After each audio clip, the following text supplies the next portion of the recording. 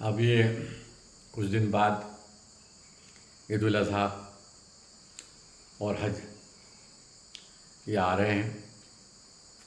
میں دیکھتا ہوں کہ لوگ اس کی بڑی فخر کے ساتھ میں تیاری کرتے ہیں، حج کی بھی اور قربانی کی بھی، اور بہت ہی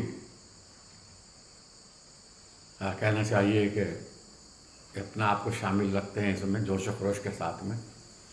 لیکن اس میں جو اللہ کو مقصود ہے وہ قرآن میں بتایا گیا ہے۔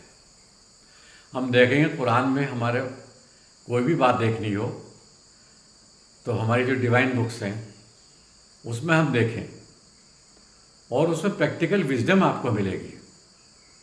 پریکٹیکل وزڈم اگر آپ کو لینی ہے زمانے کے حساب سے تو آپ کو قرآن کو سمجھ کے پڑھنا ہوگا۔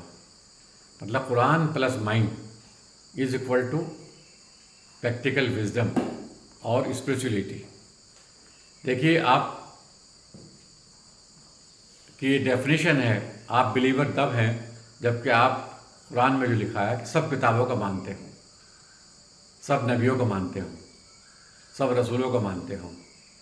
تو ہم جب دیکھیں گے کہ قرآن کی سورہ 108 الکوثر ابنڈنس جو ہے، اس کو ہندی میں کہیں گے پرم سفلتا، اس کو پڑھیں گے آپ تو اس میں ہے انا اعطیناک کل کوثر فصلی لربک ونحر ان شانی کا هو الابتر، یعنی کہ نماز پڑھو اور قربانی کرو۔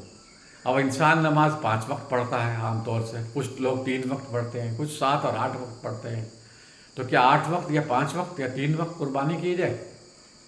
تو یہاں سوال پیدا ہوتا ہے اللہ کیا چاہتا ہے؟ جو بات میں نے ابھی کہی تھی کہ وزڈم، قرآن کی وزڈم ہمیں جب ملتی ہے جب کہ ہم عقل سے کام لیں، اور ہم نے عقل سے کام لیا ہے بہت سی آیتوں میں، لیکن بہت سی آیتوں میں نہیں لے پاتے۔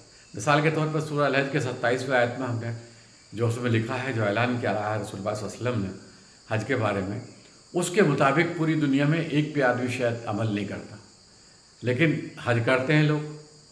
اور میں بھی 2005 میں حج میں گیا تھا، تو بہت بڑا جمع ہو رہا تھا، کوئی 40 لاکھ بتا رہا تھا، کوئی 50 لاکھ بتا رہا تھا، معلوم نہیں کتنے لوگ تھے۔ لیکن میں دیکھ رہا تھا کہ عز کی یعنی ماڈسٹی کی غذا کسی کو نہیں ملی، نان وائلنس کی غذا کسی کو نہیں ملی، وننس آف گاڈ کی غذا کسی کو نہیں ملی، اور ابراہیم علیہ السلام کی تعلیم جو ہے جس کی وجہ سے حج کیا جاتا ہے وہ نہیں ملی، اور فقر کی غذا ملتی تھی کہ ہم نے حج کر لیا، اپنے نام کے ساتھ میں حاجی لگانے لگے۔ پتہ ہے کوئی نماز پڑھتا ہے تو کیا وہ لکھتا ہے نمازی اپنے نماز سے پہلے، اپنے نام سے پہلے؟ تو اسی طرح سے حج کا کیا ضرورت ہے لکھنے کی؟ تو یہ جو میں نے دیکھا وہاں پر، میں نے کیا وہاں حج رہا میں تقریباً 47 دن رہا میں، تو میں دیکھا لوگوں کو حج میں فقر کی غذا ملتی ہے، اور وہ یہ محسوس کرتے ہیں کہ ہم جو کچھ کر رہے ہیں یہ سروشریشٹھ ہونے کا ایک اعلان ہے۔ تو میں یہ کہنا چاہ رہا تھا کہ سورہ 108 جو ابھی ایویڈنس میں نے بتائی، اور 110، تو اذا جاء نصر اللہ والفتح ورأیت الناس یدخلون فی دین اللہ افواجا فسبح بحمد ربک واستغفرہ انہ کان توابا۔ دیکھیے دونوں صورتیں آپ پڑھیں گے 108 110، تو آپ کو لگے گا کہ انسان کا، یہ رسول پاک صلی اللہ علیہ وسلم کا جو مقصد تھا وہ دنیا میں امن قائم کرنا تھا، اور امن کیسے قائم ہو سکتا ہے؟ وننس آف گاڈ کے ذریعے، سچائی کے ذریعے۔ یہی سچائی ہے، یہی واستوک ہمارا پرم ستیہ ہے۔ تو میں یہ کہوں گا، بہت سے لوگ مجھے کہتے ہیں، میں لکھتا ہوں، اپنے سیریلس بھی آتے ہیں میرے قرآن کے اوپر، میرے خلاف قرآن کے نام سے، یہ تو میں بقرعید پر بنا رہا ہوں، کہ وہ جو ہے قرآن کو سمجھ کے پڑھیں، اور قرآن یہ خود کہہ رہا ہے کہ ہر کتاب کو پڑھا جائے، جو بھی ڈیوائن بک ہیں ان کو پڑھیں گے تو آپ کی معلومات بڑھے گی۔ تو میرا کہنا یہ ہے کہ جب آپ جن چیزوں کو پڑھیں گے تو آپ کو ایک مقصد ملے گا کہ رسول پاک صلی اللہ علیہ وسلم جو ہے ان کا ایک مقصد تھا، سول مشن تھا کہ دنیا میں ہر ایک انسان تک رحمت العالمین کا پیغام، یعنی کہ وننس آف گاڈ، مونوتھیزم، تو یہ پیغام پہنچانا تھا۔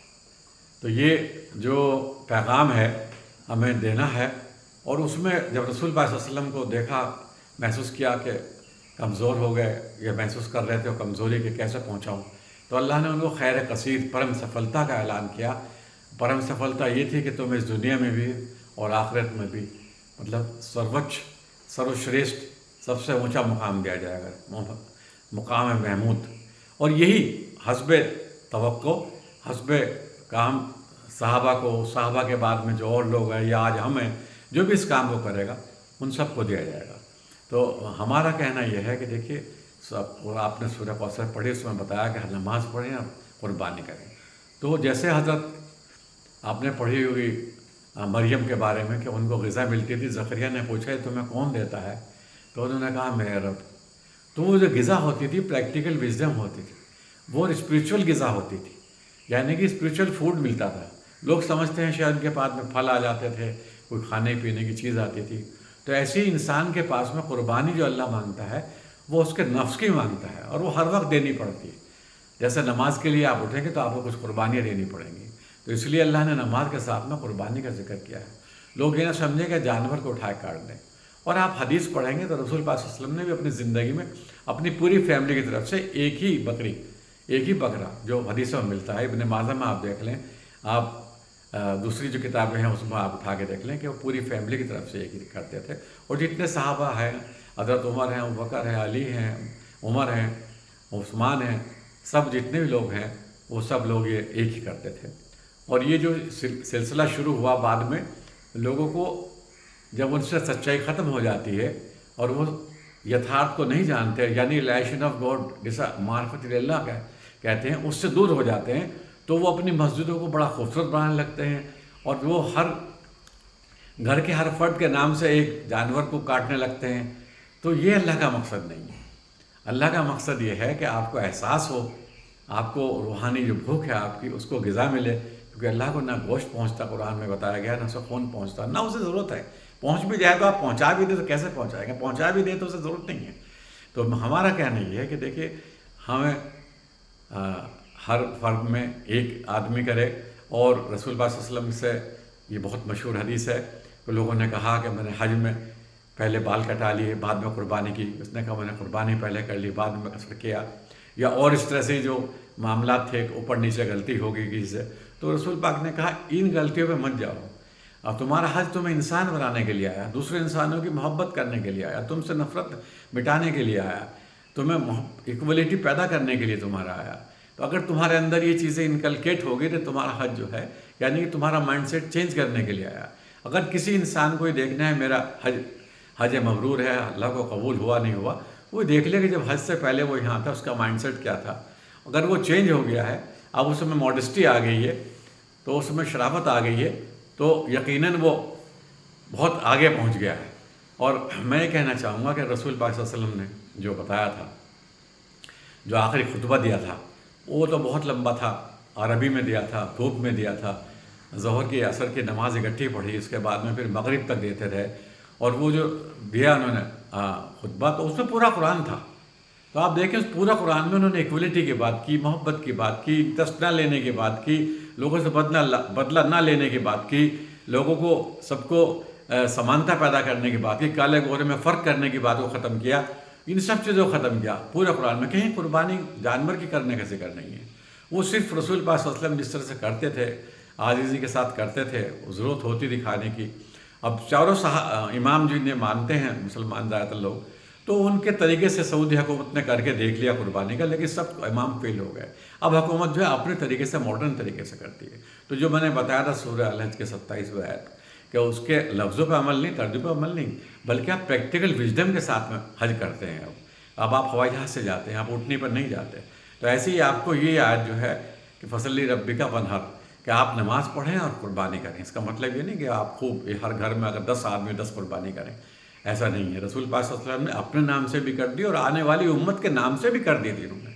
تو ہمیں حدیث میں ملتا ہے، آپ پڑھیں گے تو قرآن اگر ہم سمجھ کے پڑھیں گے تو ہمارے سامنے جو عید الاضحیٰ ہے اس کا مقصد آئے گا، اور قربانی کا مقصد آئے گا، ہمارے میں جذبہ پیدا ہوگا قربانی کا، جو اللہ پیدا کرنا چاہتا ہے۔ اور جس انسان نے یہ جذبہ پیدا کر لیا تو سمجھ لیے اس نے اعلیٰ معرفت پالی، اور تمام عبادتوں کا جو جز ہے یا جسٹ ہے وہ اعلیٰ معرفت ہے۔ میں چاہوں گا کہ اس کو غور سے سمجھیں اور اس بات کو سمجھیں، اور ویسٹ نہ کریں اپنا پیسہ، اور فقر میں نہ آئیں، اپنے میں عز یعنی کہ اپنے ماڈسٹی پیدا کریں، انکساری پیدا کریں، اور اللہ سے محبت پیدا کریں۔ یہی عید الاضحیٰ کا پیغام ہے۔